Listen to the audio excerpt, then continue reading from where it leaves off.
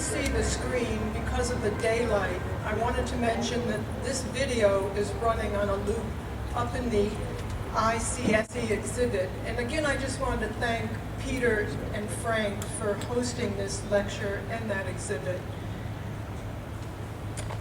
There are also other videos up there. For those who don't know much about our work, all of the designs in this video were done by Jacque Fresco. And unlike the film you just saw, we live in a world where our social systems are old, our language is old, the way we acquire goods and services is outdated. Our cities are detrimental to our health, chaotic, and a tremendous waste of energy and resources. And our politicians do not provide a way out of these problems. In other words, they do not serve us.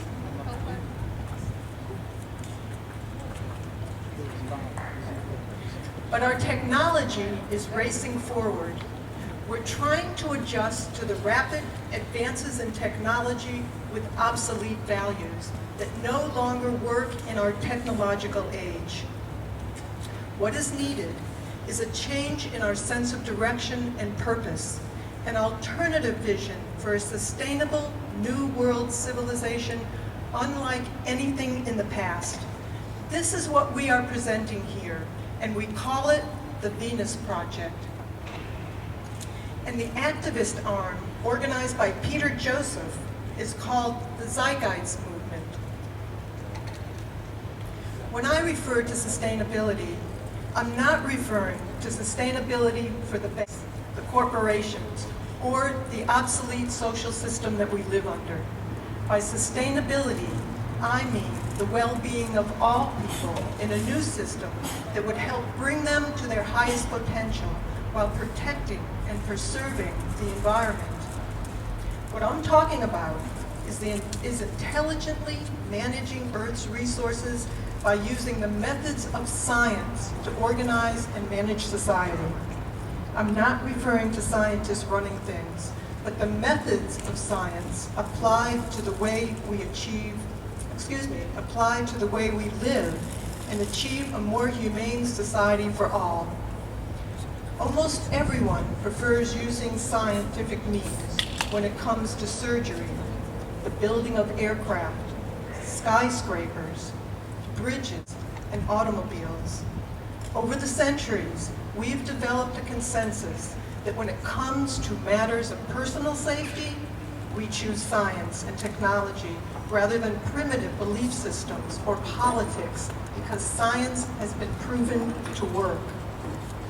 Then why don't we use scientific scales of performance when it comes to planning our societies or our cities, transportation systems, healthcare, and so on? If science has a lot to do with what works, then clearly there's much about today's social and economic systems that are not scientific, because things aren't working very well for the majority of the world's people and the environment. If they were, war, poverty, hunger, homelessness, and pollution would have been solved long ago.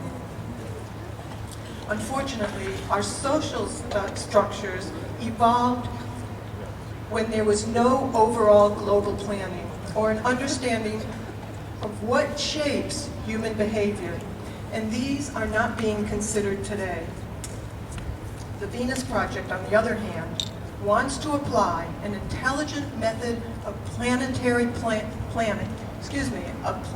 for planetary survival. If we don't apply the scientific method to the way we live, unnecessary human suffering will continue. We have the technological ability and the resources to feed, house, and educate everyone on the planet. But our practice of rationing resources through monetary methods never provided the means to do so. Then how do we ever begin to solve our problems using the methods of the monetary system that we all live under? The use of money is hardly ever examined, but let's consider it along with how much it influences our behavior and our values. Money itself doesn't have any value. There's no gold or anything to back it up. It's just a picture on a cheap piece of paper with an agreement among people as to what it can buy. I would say a forced agreement because we really don't determine the prices of things. If it rained gold, and if it rained $100 right now, everyone would be happy except the bankers. So let's look at money. Money is just an interference factor between what we need and what we're able to get. People think in terms of wanting a job to get the money to fulfill their needs. But if they really thought about it, it's really not the money they want, but the access to the necessities of life. The use of money results in social stratification and elitism. They say in America that people are equal, but most people don't have the kind of car or the house that they want. They buy what they can afford. Many cultures tell their people that they are free, but really, we are only as free in this culture as our purchasing power. How can someone have freedom when they can't get the best medical care or education for their children? Most people are slaves to jobs that they don't really like, only because they need the money. Many laws are enacted for the benefit of corporations that have the money to lobby, bribe, or persuade government officials to make laws to serve their own interests.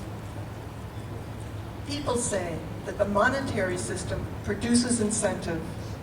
This may be true to a limited extent, but it also produces greed, crime, corruption, war, poverty, and tremendous unnecessary human suffering. We have to look at the entire picture. The monetary system is based on artificial scarcity. For example, goods are sometimes destroyed just to keep the prices up. There's an enormous waste of resources as a result of frequent superficial design changes in order to create continuous markets. This is very evident in the fashion industry. Our social system is based on the need to continuously buy. You and I in this system are merely consumers. There's a tremendous environmental degradation due to the high cost of more appropriate waste disposal. In other words, the earth is being plundered for profit. The recent oil spill in the Gulf of Mexico is a good example of this.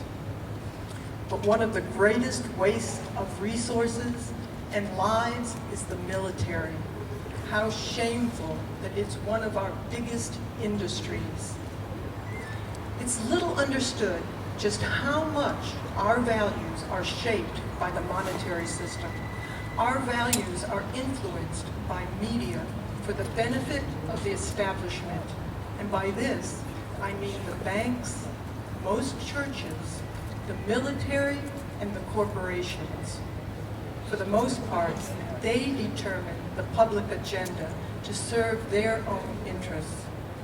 They perpetuate the illusion that society's values are determined from the ground up.